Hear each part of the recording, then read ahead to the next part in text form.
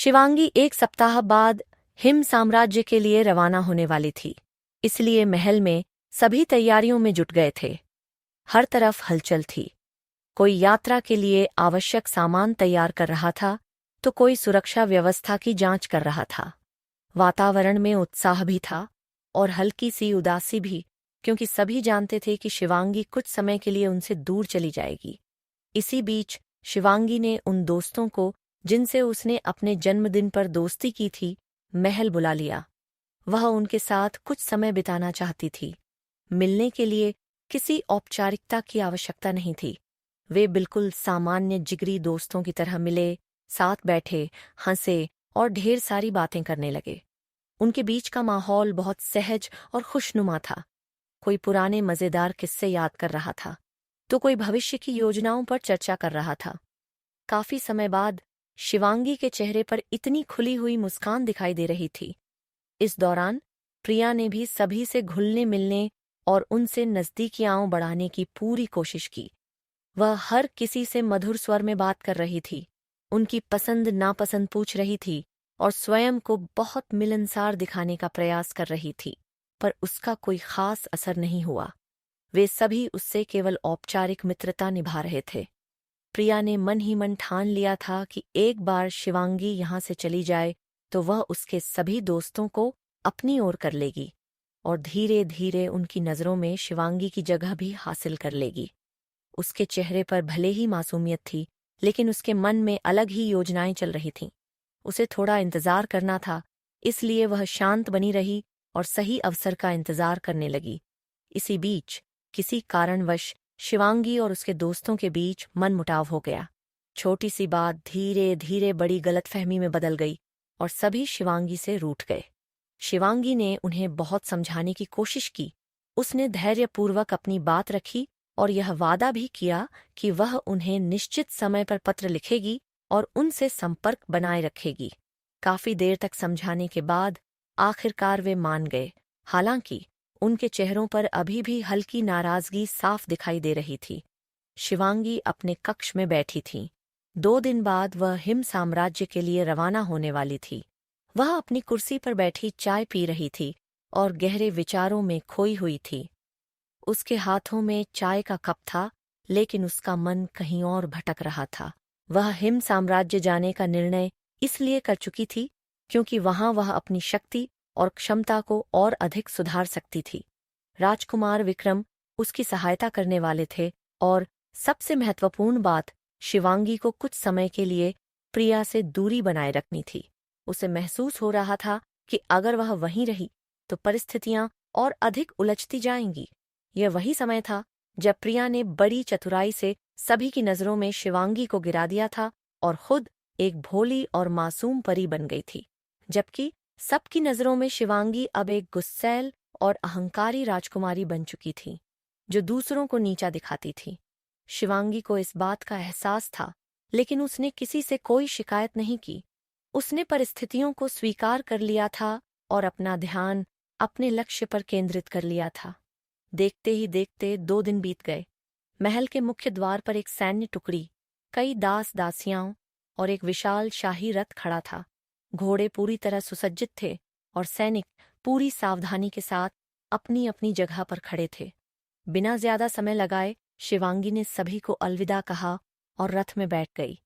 उसके जाने से महल का माहौल अचानक उदास हो गया। कई लोग उसे जाते हुए देख रहे थे। कुछ के चेहरे पर अपराध बोध था तो कुछ के मन में पछतावा। कई लोग इस दूरी का कारण खुद को मान रहे थे, परंतु उनके पास कोई और विकल्प नहीं था। धीरे धीरे शाही रथ आगे बढ़ने लगा और देखते ही देखते महल उनकी नज़रों से ओझल हो गया। शिवांगी को हिम साम्राज्य पहुंचने में पूरे 10 दिन लगे। इन 10 दिनों में उसने अनेक सुंदर दृश्य देखे। कहीं विशाल पर्वत थे तो कहीं दूर दूर तक फैली बर्फीली चोटियां। ठंडी हवाएं वातावरण को और भी मनमोहक बना रही थीं।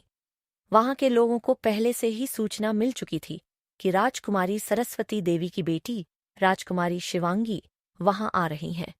इस खबर से पूरी प्रजा में उत्साह की लहर दौड़ गई थी। पूरे साम्राज्य को इस तरह सजाया गया था जैसे कोई बहुत बड़ा उत्सव हो। सड़कों पर रंग बिरंगी सजावट थी। महलों पर सुंदर ध्वज लगे हुए थे और हर तरफ खुशी का माहौल था। जब शिवांगी ने लोगों को अपने प्रति इतना प्रेम और सम्मान दिखाते देखा तो उसके चेहरे पर अनायास ही मुस्कान आ गई। उसके मन में एक अजीब सी गर्माहट और अपनापन महसूस हुआ। शाही रथ एक भव्य महल के सामने जाकर रुका। यह हिम साम्राज्य का राजमहल था, जहां महाराज अशोक, राजकुमार विक्रम और उनके खास एवं विश्वास पात्र लोग रहते थे। महल बेहद विशाल और आकर्षक था। उसकी सफेद दीवारें दूर से ही चमक रही थीं और उसकी भव्यता देखते ही बनती थी। महाराज अशोक ने अपनी पत्नी की मृत्यु के बाद दूसरी शादी नहीं की थी, इसलिए उनकी कोई दूसरी संतान नहीं थी। महल के मुख्य द्वार पर पहुंचते ही एक वृद्ध महिला ने शिवांगी को रोक लिया और तुरंत आरती की थाली लेकर आ गईं। उन्होंने बड़े स्नेह और अपनत्व के साथ शिवांगी की आरती उतारी, उसकी बलाई ली और फिर मुस्कुराते हुए उसे अंदर जाने दिया। शिवांगी को ऐसा महसूस हो रहा था जैसे वह किसी अनजानी जगह पर नहीं, बल्कि अपने ही घर में प्रवेश कर रही हो। महल के अंदर का वातावरण बहुत सुखद था। हर कोई शिवांगी से स्नेह और सम्मान के साथ बात कर रहा था। कोई उसके आने की खुशी व्यक्त कर रहा था, तो कोई उसके आराम और सुविधाओं का ध्यान रख रहा था। शिवांगी को यहाँ आकर बहुत अच्छा महसूस हुआ। काफी समय बाद उसके मन को ऐसी शांति मिली थी। जैसे ही शिवांगी महल के अंदर आगे बढ़ने लगी, तभी एक सफेद फर वाला छोटे स्नोबॉल जैसी आकृति का जीव तेजी से दौड़ता हुआ उसकी ओर आया। वह इतनी तेजी से भाग रहा था कि उसे देखकर ही शिवांगी हंस पड़ी। शिवांगी ने झुककर उसे तुरंत अपनी गोद में उठा लिया। जैसे ही वह उसकी गोद में आया, उसने प्यार से उसके गाल चाट लिए और उत्साह से बोला, दोस्त, तुम आ गई। अब हम बहुत खेलेंगे और बातें करेंगे। उसकी आवाज में मासूमियत और सच्ची खुशी साफ झलक रही थी। शिवांगी हंस पड़ी और सहमति में सिर हिला दिया। उसी समय थोड़ी दूरी पर एक विशाल सफेद शेरनी भी शांत भाव से खड़ी उन्हें देख रही थी। उसकी आंखों में सतर्कता के साथ साथ अपनापन भी दिखाई दे रहा था। हिम साम्राज्य में शिवांगी के नए जीवन की शुरुआत हो चुकी थी और शायद पहली बार उसे ऐसा महसूस हो रहा था कि वह सचमुच किसी ऐसे स्थान पर पहुंची है जहां लोग उसे उसके अस्तित्व के लिए स्वीकार करते हैं और दिल से अपना मानते हैं। तभी एक विशाल सफेद शेरनी वहां आ पहुंची। उसका व्यक्तित्व बेहद प्रभावशाली था। उसके चमकदार सफेद फर, तेज लेकिन शांत आंखें और उसकी गरिमामयी चाल उसे और भी अद्भुत बना रही थीं। शिवांगी को समझने में देर नहीं लगी कि यह स्नोबॉल की माँ थी। वह धीरे धीरे चलते हुए शिवांगी के पास आई और उसके सामने आकर रुक गई। उसके चेहरे पर कोई आक्रामकता नहीं थी, बल्कि एक अजीब सा अपनापन और भावुकता दिखाई दे रही थी। शिवांगी ने मुस्कुराते हुए प्यार से उसके सिर पर हाथ फेरा और कहा, तुमसे मिलकर खुशी हुई। शेरनी ने धीरे से उसका हाथ चाटा और भावुक स्वर में कहा, आप बिल्कुल हमारी मालकिन की तरह दिखती हैं, बस आपकी आंखें अलग हैं।